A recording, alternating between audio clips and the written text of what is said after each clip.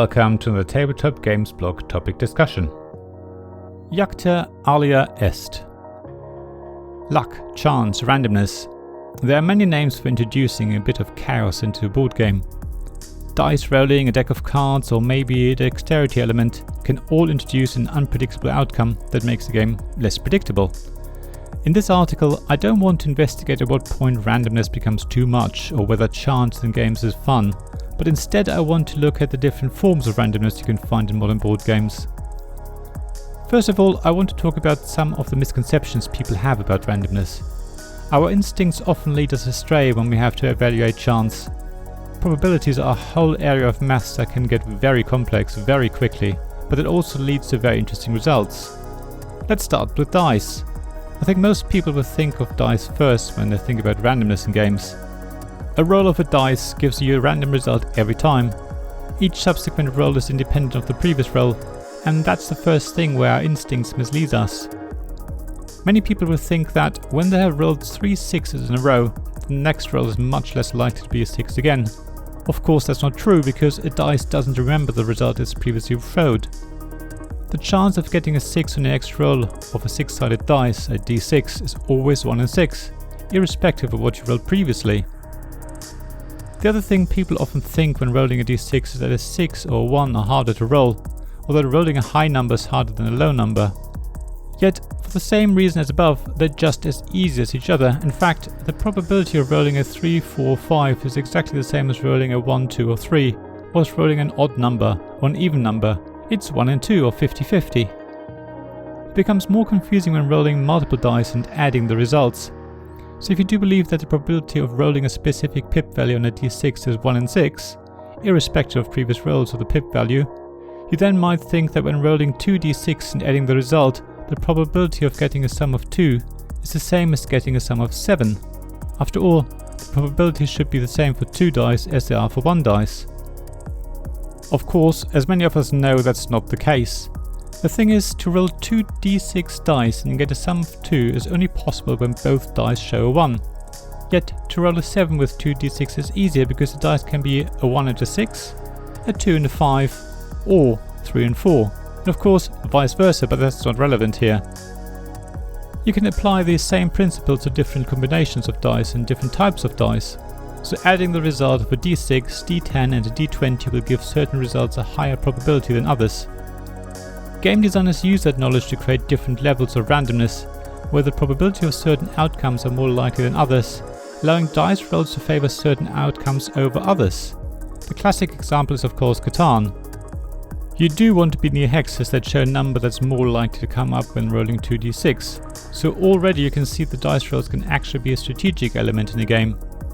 Of course, modern board games take this a step further. Instead of hoping for a result and letting the dice decide for you, players now often roll the dice first and then decide which dice they want to use to carry out what action or to get a certain effect. Suddenly players have more control of their fate. They might be able to combine dice to give them a desired result, which in turn might reduce the number of actions they can carry out because they use multiple dice for a single action, which is less effective, but still better than not being able to do anything. Some games also allow you to add bonuses to dice results. Maybe your game character has the ability to change the pip value of a dice up or down by 1, but that ability can only be used once. You have to decide whether you save your ability for later or use it now. If you use it now, you can get what you need, but might be unlucky later. Or if you wait, you may never need to use the ability because your dice rolls are suddenly all perfect. There are many other ways games allow you to affect the outcome of dice rolls, of course. Rerolls are one favorite, allowing you to reroll some or all dice once or several times depending on the game. Another great way of introducing randomness are card decks. The simplest way is to simulate a dice. So if you want to simulate a 6-sided dice, you have a deck of 6 cards numbered 1 to 6. You shuffle the deck and draw the top card, which is your dice result. For the next result, you put the card back in the deck, shuffle again and draw a card again. You can keep repeating this over and over, drawing from the same shuffled deck of 6 cards every time. In this scenario, the probabilities of getting a certain number are exactly the same as they are for dice. And you can even combine multiple decks as you would dice, as long as you keep each dice deck separate. That's really inefficient though, so rolling dice would be favoured over using cards that way. However, where card decks are better is in the way you can manipulate them. An improvement to simply emulating a dice is to have a depleting deck. So you still have 6 cards numbered 1 to 6, but you only shuffle the deck once and you never return any cards to the deck, but discard them. Now the first time you draw a card, you get a standard dice probability result. However, the deck is now smaller and only contains 5 cards because one result has been removed. So next time you draw from the deck, you know which result you will definitely not get. It allows you to plan ahead better. Suddenly you know that you've already drawn a 6, which means the next result will definitely not be a 6, which will affect the outcome and therefore the potential effect within the game. Imagine you use this deck for fighting monsters. Each monster has a health between 1 and 6, with monsters starting on quite low health, but later in the game they have higher values. So if you draw a 6 early on, you will easily kill the early monsters, but chances are you will die later. You can really plan ahead and decide to give up, because you know you won't go far. Games take this basic idea further, allowing you to add cards into the decks, replacing some cards. So maybe you defeat a monster and as a result the game allows you to shuffle 10 6-value cards into your deck. You suddenly feel much more confident about later monsters, because your deck is now like a dice where 10 sides show a 6 and the others 1 to 5. You're pretty well prepared now. Card decks can also be used in direct combat between 2 players.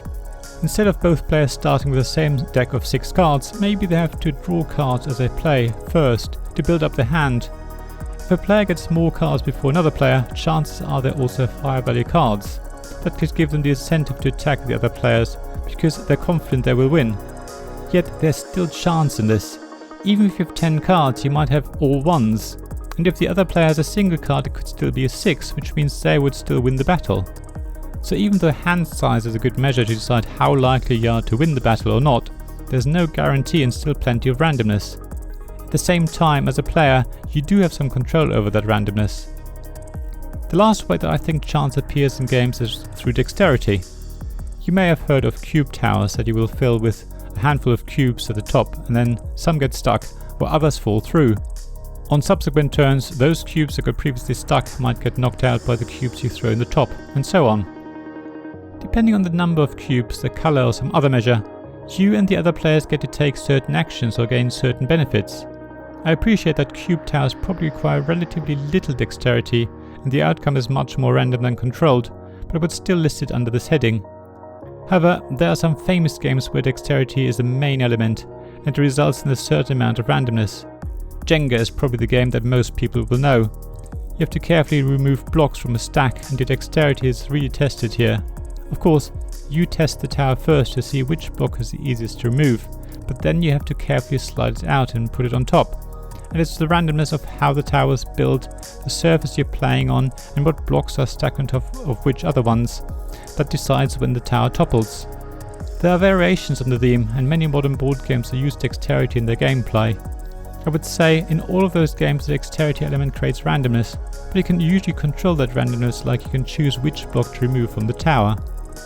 There are probably other ways to introduce randomness in games. Have you come across anything that I haven't mentioned? What do you think about randomness in games?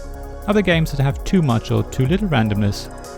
Please share thoughts in the blog at tabletopgamesblog.com. I'd love to hear about your experiences. Thank you for listening to this Tabletop Games Blog topic discussion podcast. Please check the description below for links mentioned in this episode, as well as to the written version of this article on the blog. If you enjoyed this episode, please subscribe, give us some stars or leave a review. Please also tell your friends about me, and if you want to offer financial support, check out my Patreon and Ko-fi pages, links to which you'll find in the blog at tabletopgamesblog.com.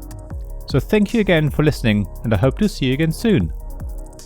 This podcast was made possible by the generous help of my Patreon supporters: Royal Patron Sean Newman, Castle Guard David Miller, Dice Masters Alex Bardi, Paul Grogan, Robin Kay and James Naylor, and Shining Lights Sarah Reed, Tim Vernick and We're Not Wizards.